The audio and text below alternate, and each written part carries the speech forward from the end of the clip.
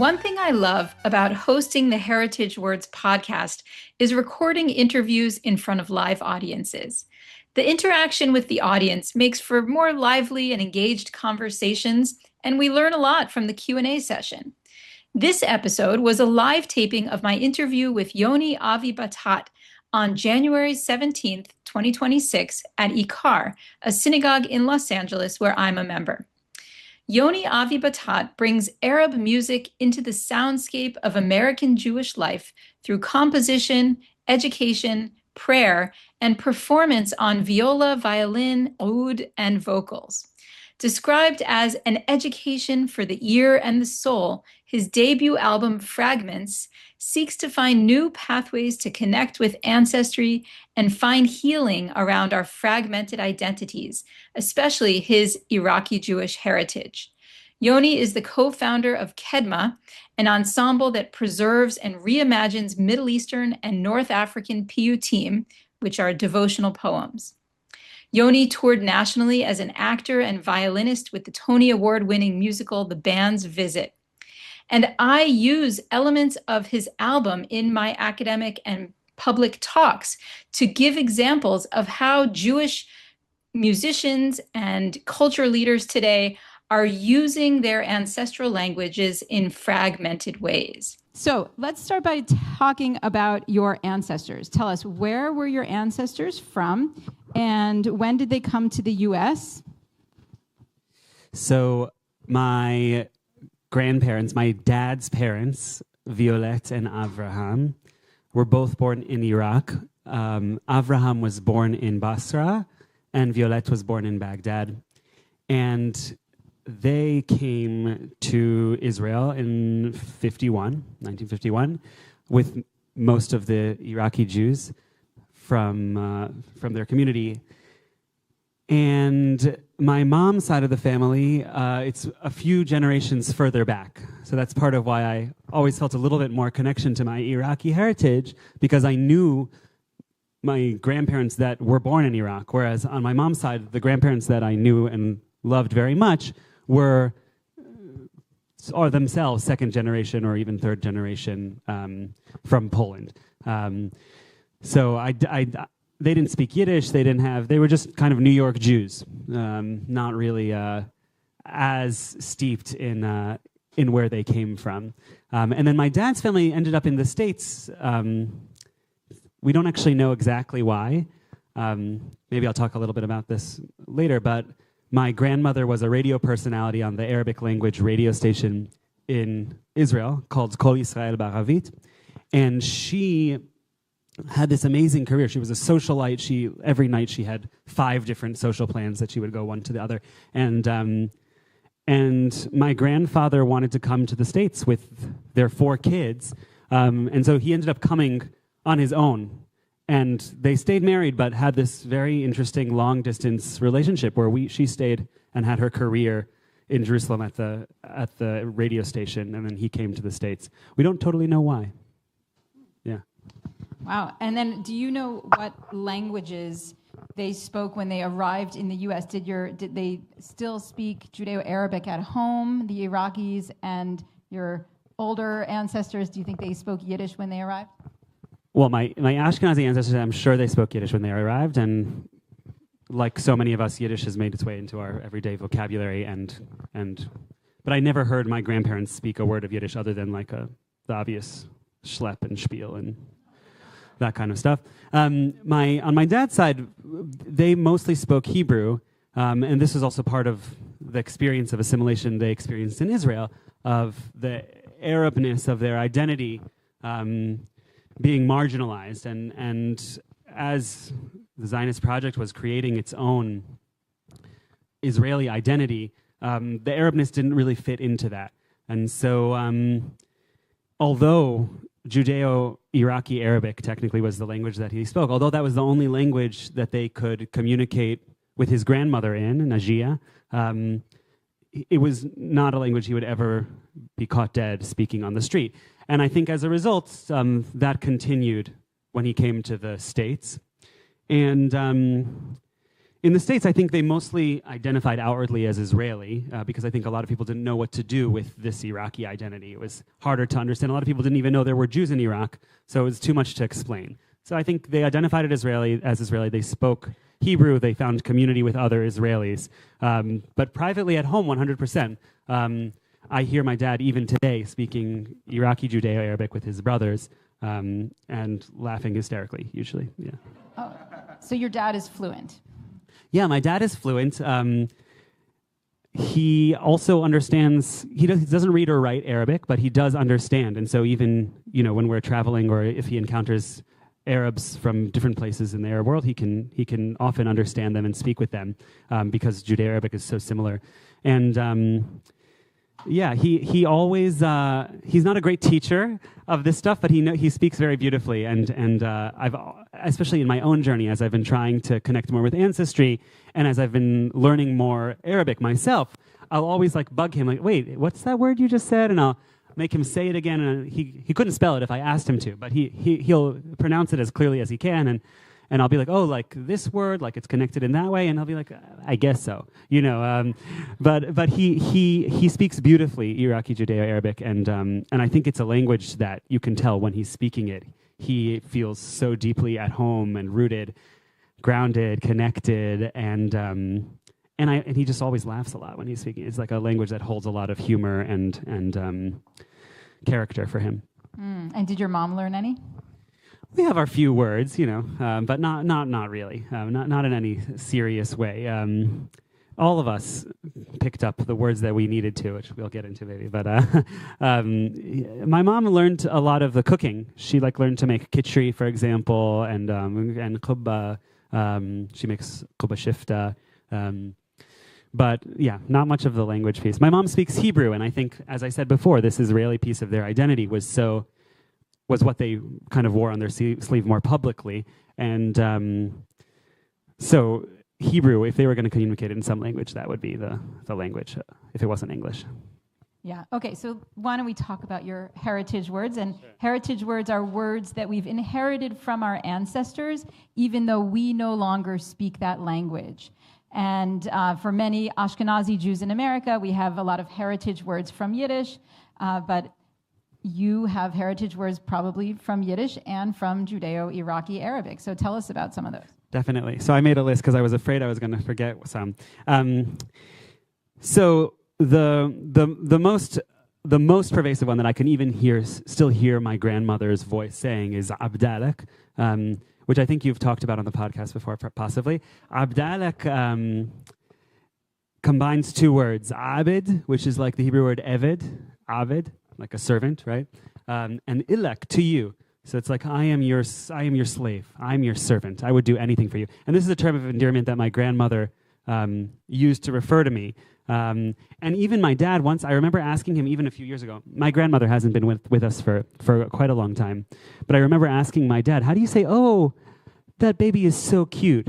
And his answer was, wee badalu, which is, abdalu, like we're his slave. That's how you say a baby's so cute. So it's not just like I'm your slave, but it's actually like, oh my God, what a cutie. Wee abdalu. That's what he would say. And then when you can imagine everyone kind of standing around and ogling a cute baby, and everyone's saying that. So that's like one of the most kind of near and dear to my heart, because I really do remember my grandmother saying it. But I have plenty more. Yeah, and so also in one of your songs, you use the word ayuni. Was that another term of endearment you heard from your grandmother? Totally, yeah. I think I use kind of, those are kind of the more generic Arab terms of endearment. Ayuni, habibi, omri, hayati. These ones I did hear as well. But abdalak specifically was the one that I think it's, first of all, it's specific to the Jews of Iraq. And second of all, it just felt so sweet because I remember her saying it to me, yeah. Oh. Well, that word has an ayin in it.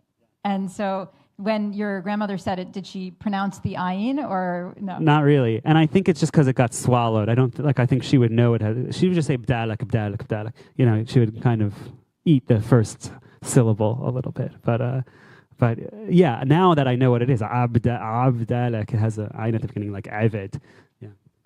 Okay, well, that actually, we'll talk more about your heritage words, but the ayin brings me to your Hebrew pronunciation. So When you lead services or read Torah, you have to make a decision about how to pronounce the Hebrew. Tell us about that. Yeah. What can I say? As I've learned piyut, that's kind of been my entry point to the music of my ancestors. I guess the best way to answer this question would be kind of to talk about my journey into this music. Let's do it. Yeah, which is that I got my first oud when I was 16, and it was bought for me by my grandfather, Avraham, I was playing violin then for 12 years already, since I was 4, and he wanted me to have an entry point into the music of my ancestors. And so he bought me this oud. He took me to a class where I learned about maqam and microtonal music, and that kind of set me off on my journey. I studied Arabic music. I played in an Arabic ensemble in college. I started also to study Arabic. I took a course in college in literary kind of modern standard Arabic, and through that course I was able to understand more clearly why the Hebrew that my grandfather spoke sounded different than the Hebrew that my dad spoke. For example, my grandfather, when he spoke Hebrew even, every time he said, he differentiated between het and chaf, and he differentiated between ayin and aleph, and he differentiated between, he also said sad for sadiq, and he said wa sometimes. Maybe wa was the one that didn't quite make it into the spoken Hebrew. But these are examples of letters that in Hebrew have come to be represented by the same sound, even though they're two different letters. And so through my study of Arabic, I started to understand more clearly why is it that my grandfather spoke differently than my father. And then through that, I started entering into the music of my ancestors. I started learning piyut. I started learning melodies from Iraq and Syria and Morocco and Yemen and Tunisia. And my dear teachers, the way they would pronounce the words was very meduyak, very careful to make those exact distinctions. And not just those, also the shva'na and the shva'nach, making sure to pronounce each syllable in an exact way, so that if you were to transcribe it, you can actually know what each letter was. You wouldn't have to guess. And so now it's actually become a really meaningful way of connecting with my ancestors in a very embodied way. Like the feeling of making a het in my throat is really powerful. And every time I remember to do it, I don't always remember to do it because it's not native for me. But every time I do, I feel connected. I feel connected with my ancestors, and I feel connected with the way the language continues. Beautiful. And so in your musical training, you talked about getting the oud and getting that training in Middle Eastern music. But tell us more broadly about your classical musical training. Yeah, I started violin when I was 4. My parents, they went to a conference on, it's called the Achievement of Human Potential. It was like a conference on how to raise babies that are smart. And they learned that you can start a kid on violin as early as 3 or 4. Suzuki, yeah. I did it too. Yeah. Did you end up smart? I don't know. You tell me. I'd say so. Yeah, so that was sort of, they did it not because they wanted me to be a musician, but because they wanted me to be smart. And little jokes on them is that I became a musician. Yeah, so that was sort of my start. And even from a young age, though, I was improvising. My mom was very playful in the ways she would practice with me. She would have me play things lying on my back, or like hanging upside down on a swing, or like, different fun things. And also like trying to figure out the songs that I know and love and how to play them on the violin. So even from a young age, I had this sense of playfulness and curiosity around improvisation. I even started playing in synagogues when I was 12 years old. I started accompanying Friday night services. And I got my first oud when I was 16. In college, I continued playing in the Arabic music ensemble also alongside my classical music education. I decided to go to school for classical music. And by then I had switched to the viola. And one thing led to another. I was in grad school studying classical viola and playing a lot of chamber music and in orchestras, but all the while with a deep interest in Jewish music. And I guess one piece of the story I forgot is the klezmer side. which is that when I was around 10 or 12 years old, I started playing in the New Haven Capella, it's called. It's like an intergenerational pickup klezmer band in New Haven, Connecticut, that started playing every December 25th, 30 years ago. They would do a concert for all the Jews. And that was my first time, I think, playing in a band that wasn't like classical music. And so Yiddish music and klezmer actually does have a very native feel to me, because that was one of the first types of music I ever learned to play. And I had a few teachers throughout middle school and high school that guided me in that. And so all the while that I was learning to play classical music and studying Arabic music, studying Arabic language, I also had this like deep love for Yiddish and Yiddish music. Studied Yiddish in college, Yiddish language. I did like 4 semesters, I think, of Yiddish. And I also started my own band many years later, called 2 Shekel Swing, that did took Yiddish songs and reimagined them in like a jazz swing kind of context, and also wrote my own songs based on Yiddish poetry. And then all the while I had been trying to develop my skills in Arab music and connect more deeply with Mizrahi Jewish traditions, but all the while it also felt like I was really a poser. This whole time I was like, well, I started too late. I didn't grow up with this. Every time I learn new songs, it never feels like I know enough of the repertoire to feel like I'm any sort of expert. And so for a while, I just kind of did it for fun and never really wanted to share it publicly in any serious way. But actually, my Fragments album was an important part of that journey. Recording it and writing it was a process by which I was able to give myself permission to share publicly this music that I'm still learning and that I'm still starting to embody. And though I've learned so much over the last, 15 or 20 years that I've been doing it, it still does feel like I know nothing compared to someone who grew up in this tradition or some of the dear teachers and mentors that I admire in Jerusalem. So that's where I am now, is a work in progress. Wow, I hadn't really thought about being a native performer of a particular musical style like language, and there is actually cognitive research about language learning that if you don't learn a language before the critical age of language acquisition, which is around puberty, then you won't be able to sound like a native speaker of that language. And do you think that's the case with music too? I don't want to give a definitive answer about that. I don't know. I'd like to believe that you can acquire, and just like I know people who did learn languages later in life, and they sound pretty good. Maybe not totally native, but like pretty good. And anyways, I would like to believe that it's possible. And I think, I have a 14-month-old now, and I try and play for him Maqa music and Arabic music and speak to him in different languages, because I really do feel that loss of I really wish that I had heard this music sooner when I was younger. I really wish that I was in community that spoke these languages and that played this music. But I do think that there is something about knowing a music natively like you do a language. Wow. And also, what college did you go to that had both a Middle Eastern music ensemble and 4 semesters of Yiddish? Any guesses? Brandeis. Was it a Jewish Middle Eastern music ensemble? No, it was not. Okay. So I was very lucky. I happened to be there at a time where there was a postdoc fellow who, as part of her work at Brandeis, was to start an ensemble. So I was lucky. It doesn't exist anymore. But as a part of that ensemble, actually, she brought in all of these expert musicians that I got to study with. People who I still admire and still am in touch with today, who were really instrumental in my first steps of Arabic music. I couldn't be where I am without those people also. Okay, tell us about more of your heritage words. Okay. Well, one that I also remember is chosh. Has anyone told you about chosh before? Okay, good. I wanted to try to find some that you wouldn't know of. So chosh, I don't actually know the origin of it. Maybe you can, if you find out, you'll tell me. We can do some research. Yeah, do some research.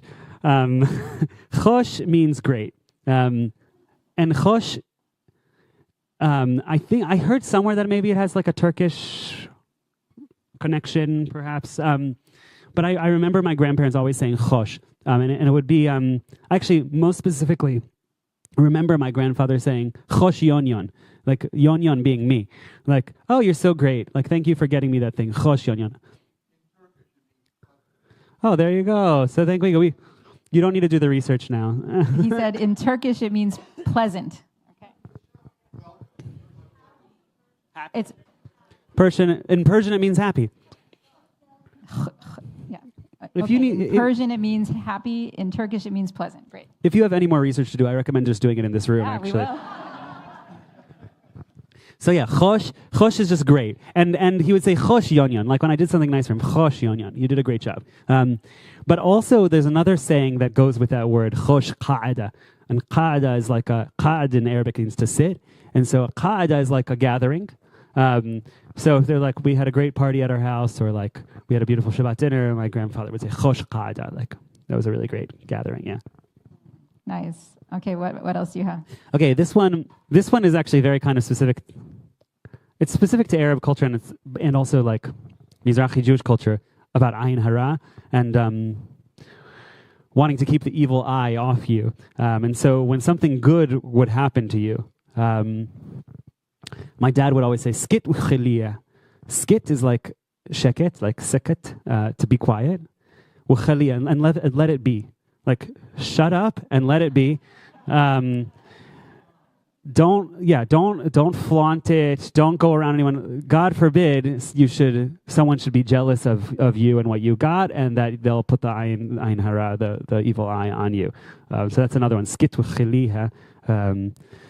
That I also remember him saying. Yeah. Oh, that's great. And I know you use a lot of heritage words in the song "What Would You Say." Would you mind singing an a cappella version of that? I know it's not as good as the instrumental. So what would you say is a song about trying to connect with ancestry via food and recreating dishes that connect, that remind me of my grandmother, specifically in this case. And so I'll do the chorus, which is the part that basically the song asks the question, if you were here in this kitchen with me as I'm trying to recreate this dish and kind of failing miserably, what would you say? What would you say to me? And I'm imagining that she would say, Shwai, shwai, abdalak. Take it slow.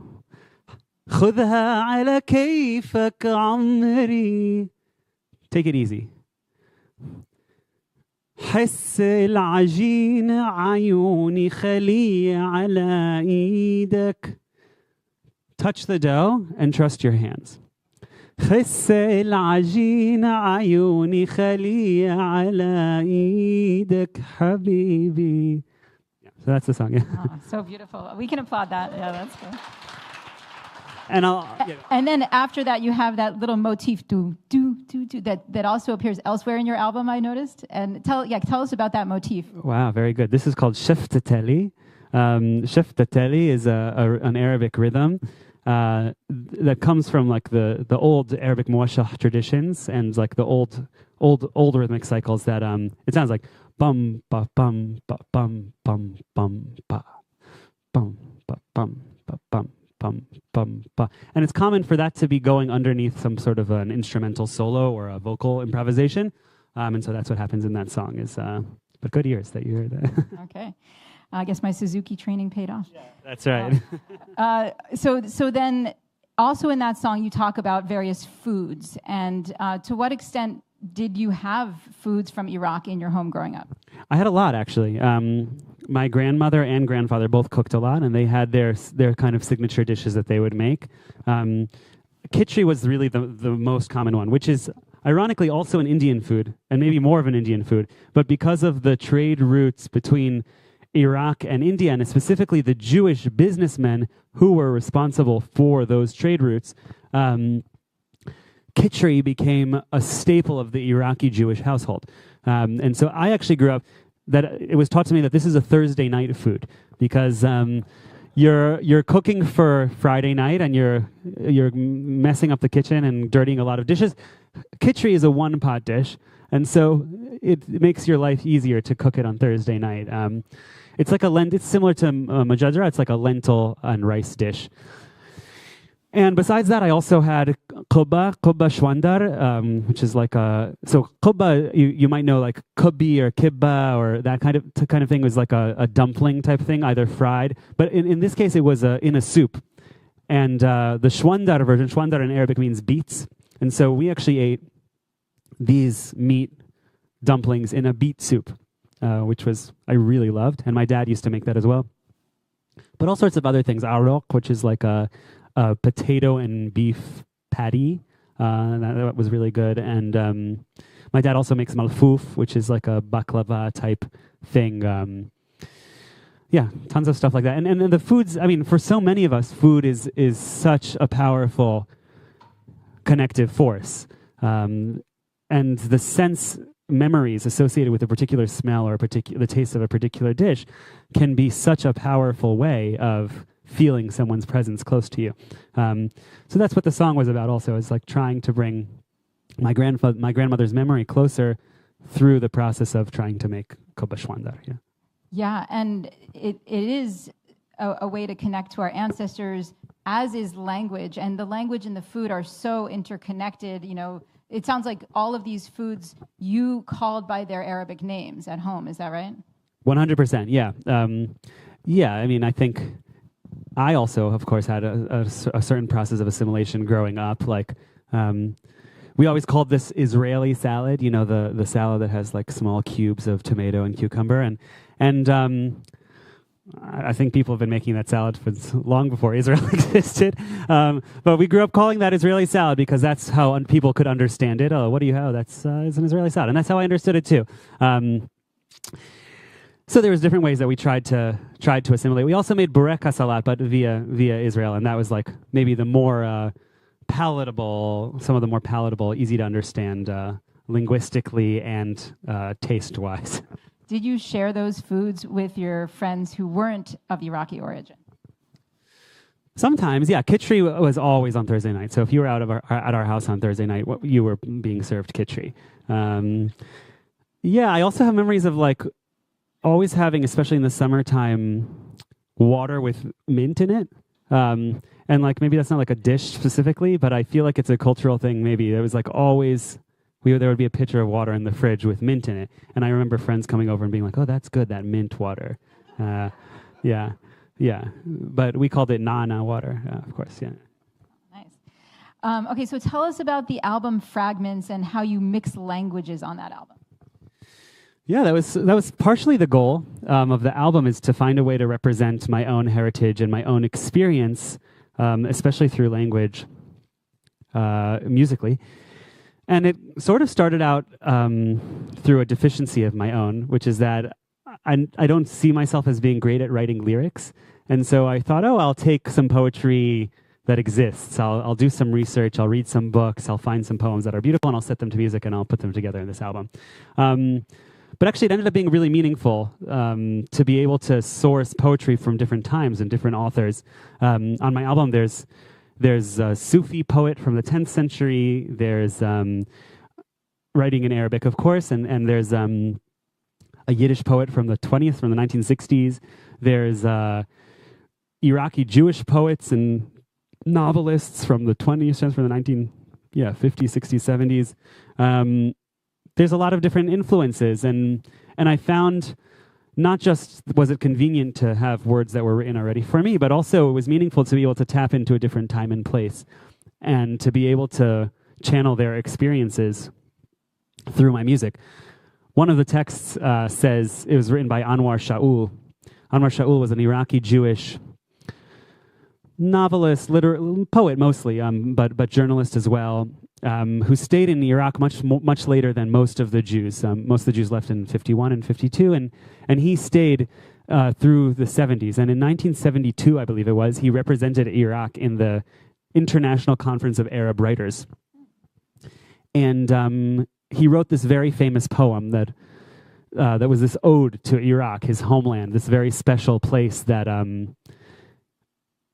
as he says, is like water and air to him.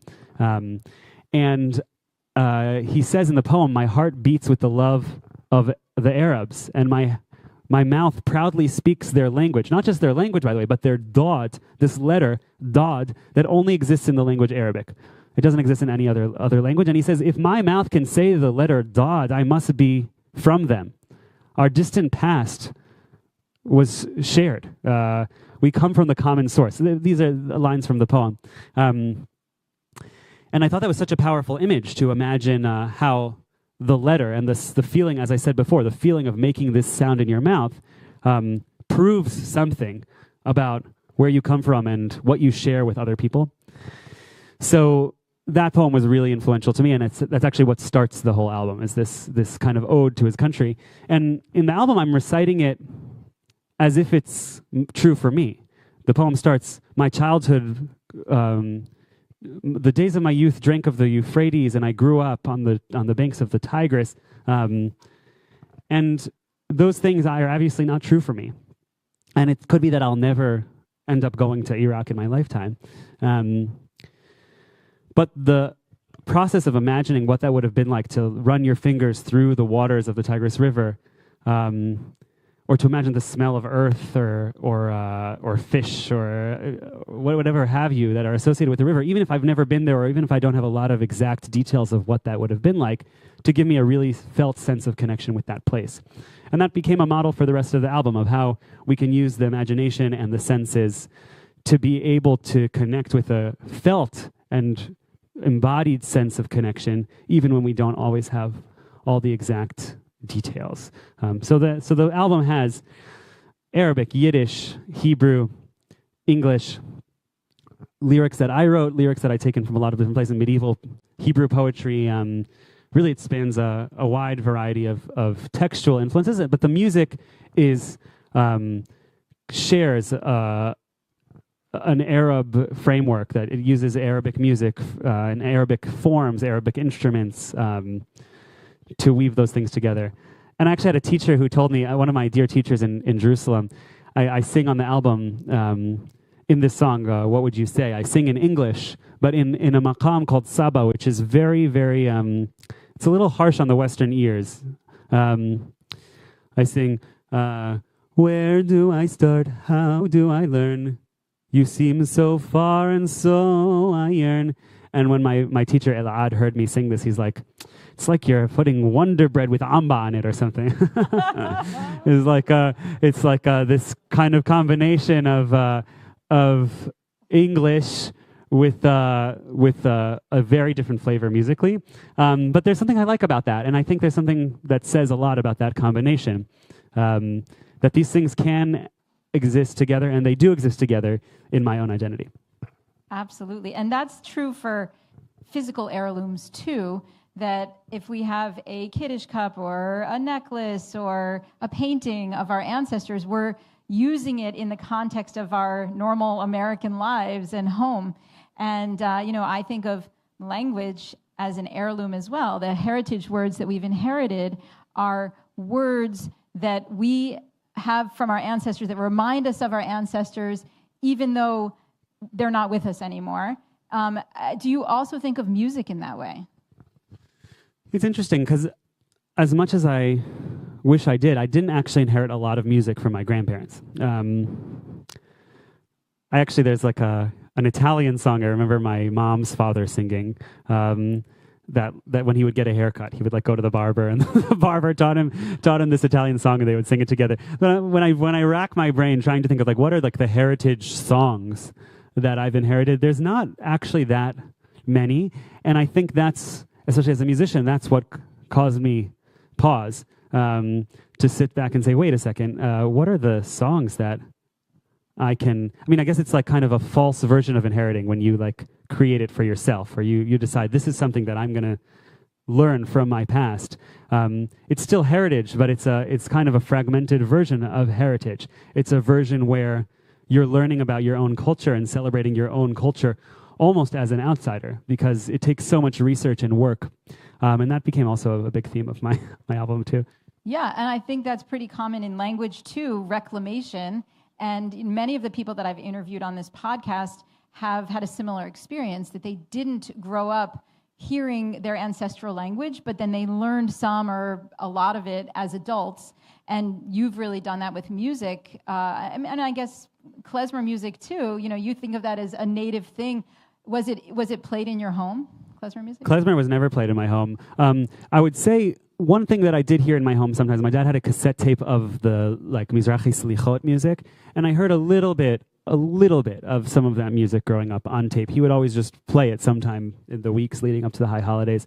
So that's maybe one of the few actual Mizrahi melodies. But what I've learned since then is that, for example, Adon haselichot bochen levav. This is like a 20th century melody. It's not even that old, and it certainly doesn't go back to Iraq. It probably was written in Israel, and so this is also a real part of the experience of reclamation work as well. Is to oh my gosh, I just heard this melody. This is the melody of my ancestors. It makes me feel so good inside. I have this amazing connection. And then you find out, actually, that's not an Iraqi melody. And you're like, oh, and that's a real experience. And I think, part of me, especially as a musician and a musical collector and preserver, it's important to be exact about where melodies come from and to know as much as you can.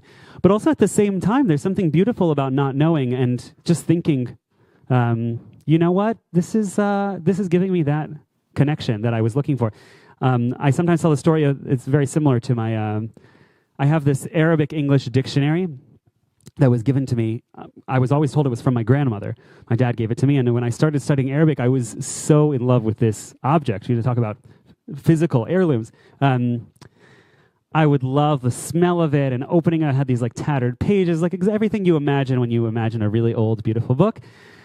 And every time I opened it, I was like, oh my God, and my grandmother Violet, she loved Arabic, and she was on the Arabic radio, and that's so amazing, and I'm so proud to be her relative, and blah, blah, blah. And then one day I was rifling through it, and I looked on the back page, and I saw there was a name written, and it was not her name. And this is exactly the same experience I was talking about with the song Adon Selichot, is oh, was all of that experience that I had just kind of fake or wrong. And I had a moment with it, but what I came to realize is that actually it's perfectly valid. And the experience of closeness that I felt it was felt. And the fact that it was felt makes it true. And the fact that it brought her memory closer to me made it good enough. And I guess that's where I am with that experience of languages too. Yeah. And what about your name? Is that something else you've inherited from your ancestors? Yeah, my name Yoni is Israeli, so that's that is the influence of the one generation in Israel.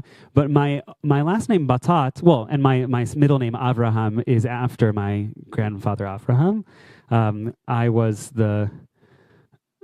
I was actually not the first grandchild. I was the third grandchild on that side, but as my grandfather used to say, I was Bechor shel HaBechor. I was the eldest of the eldest. And so that gave me some sort of status in his mind.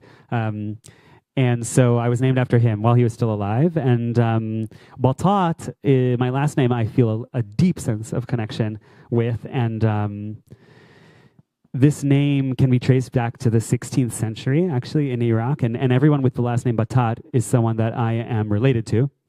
Batta in Arabic means duck, and Battat is the plural, ducks. And so I'm Yoni Duck.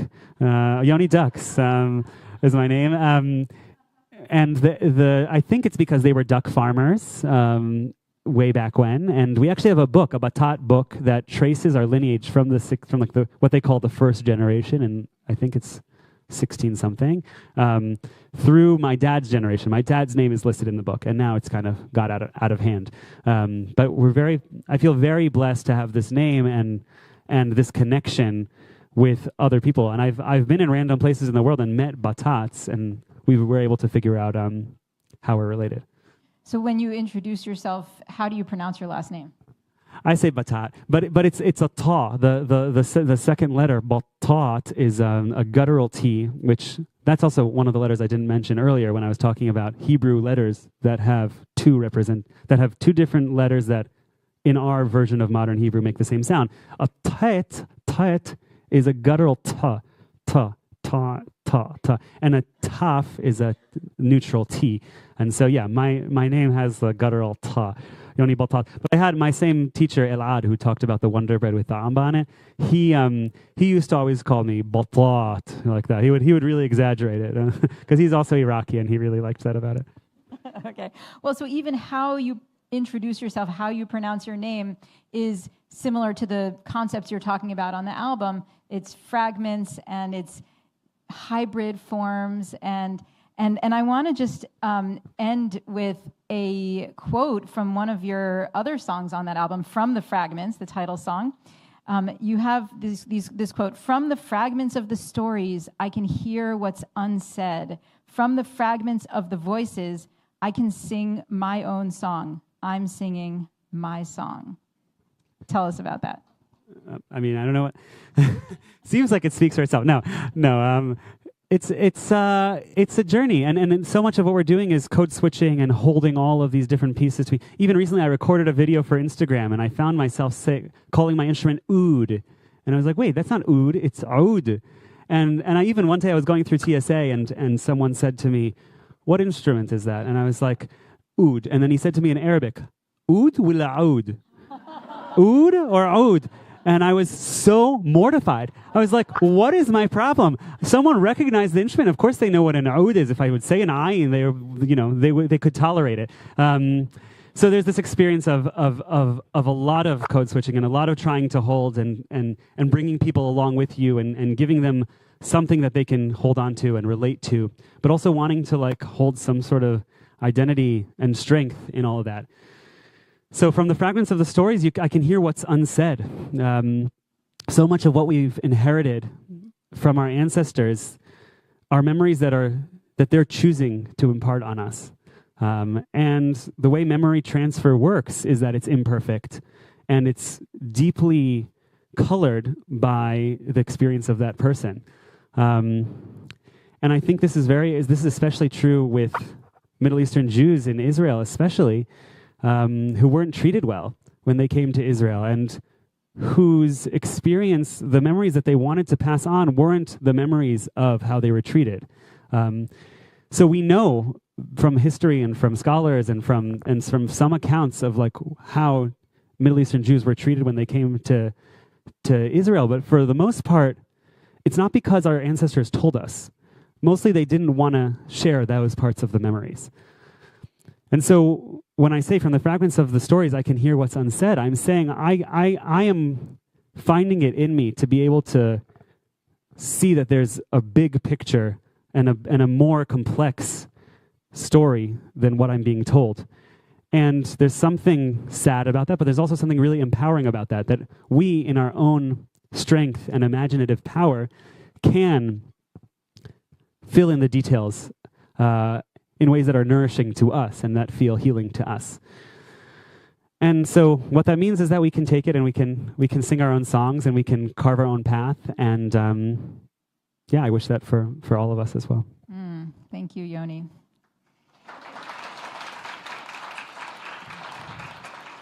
So we're going to open it up for questions now. There's a microphone coming around, so raise your hand. Let's start over here. Wait for the microphone. So I have noticed on several occasions that Hillel has taught our congregation a Sephardic or Mizrahi melody, and as we sing it back, it immediately gets flattened into a Western scale. So it's a twofold question. One is, what do you think about that? And the second part is, how do you get those of us who've been hearing the Western scales in our heads since, we're little, to sing those microtones? Thank you for this question, which keeps me up at night. It literally does keep me up at night. I don't actually know what to do with it, because what draws me to this music is the complexity and the beautiful nuances of those notes, those microtones. They carry in them so much character and so much human expression in them. So I think they're really important, and I think they're really beautiful. And there's something really hard about someone for someone who has grown up hearing only Western music and Western harmony, it's almost impossible without a lot of practice to reproduce some of those notes. So, as someone who's doing the work of trying to adapt Mizrahi and Arab music for American Jewish audiences in ways that I hope will be participatory and empowering and communal, I often ask myself this exact question, and I don't have a great answer. My first instinct is that it's better for the melodies to exist wrong than to not exist at all. That's my first answer. That feels obvious to me. And I think there's an important role for culture bearers, which I'm one of many in the United States. I'm very, very, very blessed to be in a community of many amazing musical cultural bearers who are immersing themselves very deeply in this tradition. And I think there's an important role for cultural bearers to keep us humble and keep us aware of what we do and don't know about this tradition. And I think that it's a good thing to adapt and to bring in music into our American Jewish spaces, that even if it means it's going to be flattened. And yeah, I also cringe a little bit when that happens. And I also feel a sense of relief and relief that the music is enduring. I hope that answers it. It doesn't answer it for me, but that's where I am right now. So I'm an Ashkenazi guy with a Middle Eastern band, and it took me a long time to learn Makam, and I don't know all of them, but I think I can do Bayati pretty well. And the trick that I use, Yoni, is learn the Makam in the context of the song and stand next to my oud player who knows how to do microtonal scales on the oud because it doesn't have frets. Totally, yeah. And for those of us who aren't lucky enough to have a band and an oud player next to us, I think listening actually is a really powerful tool. And I that's what I would recommend. If you're like, wait, I don't know if I'm singing this, or I don't know, don't worry about it if you're singing it or not. Just listen to a lot of music, and it will enter into you after a long time. Yeah, I agree.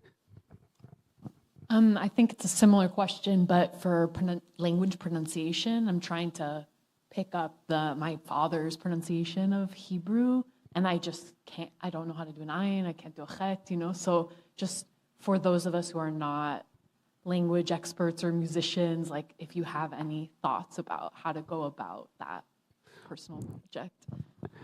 Well, there's two ways I can answer this. One is that we can do together. How do you make an ayin and a het together? That's one way we could do it. So maybe we'll do that. But first I'll say what was most helpful to me was studying Arabic. And I would say that's what I would recommend to everyone, is just to take an Arabic class, see what the letter looks like, hear a lot of people saying it. And I just think the first step is to just be around it a lot.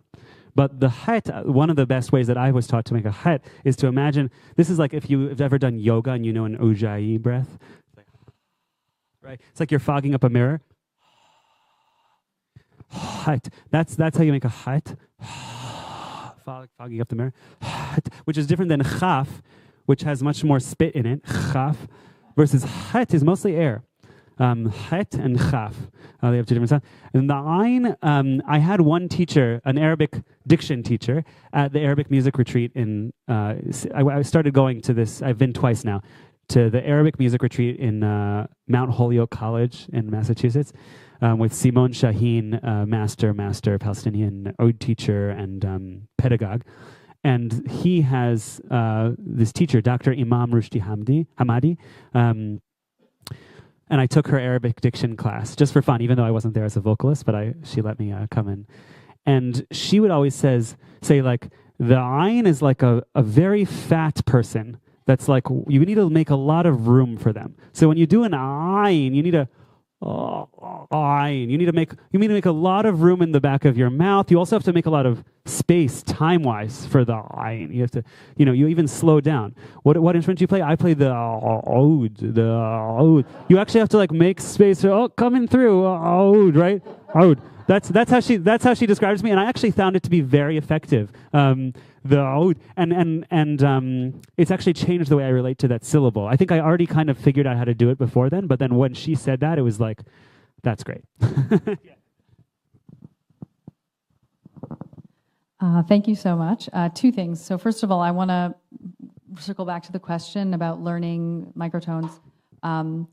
There are people who sing Piyutim and do this stuff right here in LA.